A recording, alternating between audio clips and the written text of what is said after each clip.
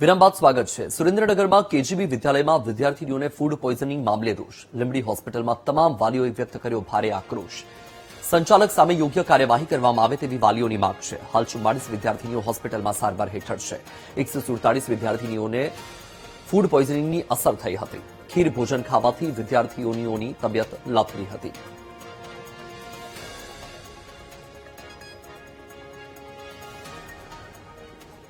વધુ માહિતી આપી રહ્યા છે સંવાદદાતા સચિન પીઠવા। સચિન, 147 વિદ્યાર્થીનીઓ કે જે ફૂડ પોઈઝનિંગની ભોગ બની હતી, હાલમાં તેમની સ્થિતિ શું છે અને આ જે ઘટના બની છે તે ઘટના મુદ્દે કાર્યવાહી શું છે?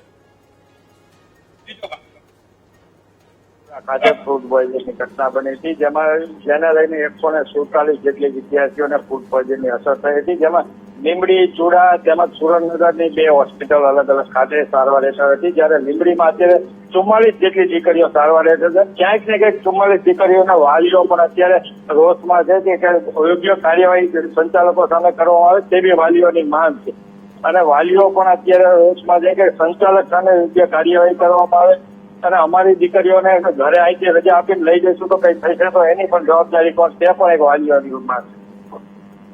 ત્યારે આપણે સીધી જ વાલીઓ સાથે વાત કરીએ કે વાલીઓનું શું કહેવું છે આમાં। અમારી દીકરીઓની સુરક્ષા શું હોય, જે કેજીબીમાં ભણેલી છે એમાં કોઈ અમારી દીકરીઓની કોઈ સુરક્ષા નથી। આ જમવામાં કઈ બીજું વ્યક્તિનું જમવામાં ગઈ દીધું એમાં બહુ તબિયત લથડી ગઈ છે અને લીંબડી દાખલ કર્યા છે તો તબિયત તો સારી થઈ ગઈ છે પણ લીંબડી ફૂલ બેદરકારીના કારણે આ થયેલ છે તો એની ખાસ તપાસ કરવામાં આવી અને અમને એના રિપોર્ટ દેવામાં આવે છે શું ખાવામાં જમવામાં આવી ગયું છે, અમને ખબર તો પડવી જોઈએ ને આમાં જમવામાં શું આવ્યું છે અને જે સ્ટાફ છે એ બધાને ડિસ્ચાર્જ કરવામાં આવે। ફૂલ એમની બેદરકારી એટલી છે કે છોકરીઓને બહુ આટલીનું જમવામાં આવે। સરકાર તો એમને પૂરેપૂરો જથ્થો આપી રહેલ છે પણ ટાઈમે જમવા દેતા નથી એટલે યોગ્ય જમવાનું આપતા નથી। હા, યોગ્ય ટાઈમસર નથી દેતા, ભૂખી રહે છે છોકરી। નાસ્તો માંગે, નાસ્તો લઈ જવા નથી દેતા અને ટાઈમે જમવા નથી દેતા। સરકાર તો પૂરેપૂરો આપે પણ આ જાય છે ક્યાં જશે? તો વાલીઓની પણ માંગ છે કે સરકાર તો પૂરો જથ્થો આપે છે તો આ જથ્થો ક્યાં જાય છે? તો આપણે એક વિદ્યાર્થીને અન્ય વાલી સાથે વાત કરું, તમારી શું માંગ છે, શું કહેવું છે તમારું?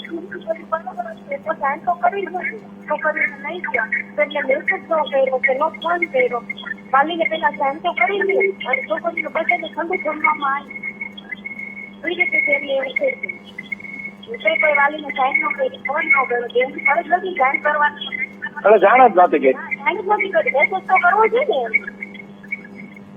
સ્કૂલ સંચાલકો દ્વારા કોઈ પણ વાલીઓને મેસેજ પણ કરવામાં નહોતો આવ્યો। આવી ઘટના બની છતાં પણ વિદ્યાર્થીઓને ત્યાં રાખવામાં આવી હતી અને વધુ હાલત ગંભીર થતા ચુડા હોસ્પિટલ ખાતે ખસેડવામાં આવી હતી અને હાલ અત્યારે લીંબડી હોસ્પિટલ સાથે 44 જેટલી દીકરીઓ હજી પણ સારવાર હેઠળ છે। ત્યારે અન્ય એક વાલી સાથે પણ આપણે વાત કરીશું તેમને શું વાત છે બધી।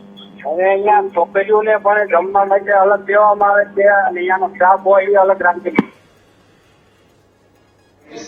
અમારી આ દીકરીઓ છે એટલે એની તબિયત ખરાબ થઈ ગઈ, અહીંયાનો સ્ટાફ છે એમને કોઈ કઈ થયું નથી, એમનું જમવાનું અલગથી બને અને અમારી છોકરીઓને અલગથી, એમનું પાણી પણ અલગથી જગ આવે।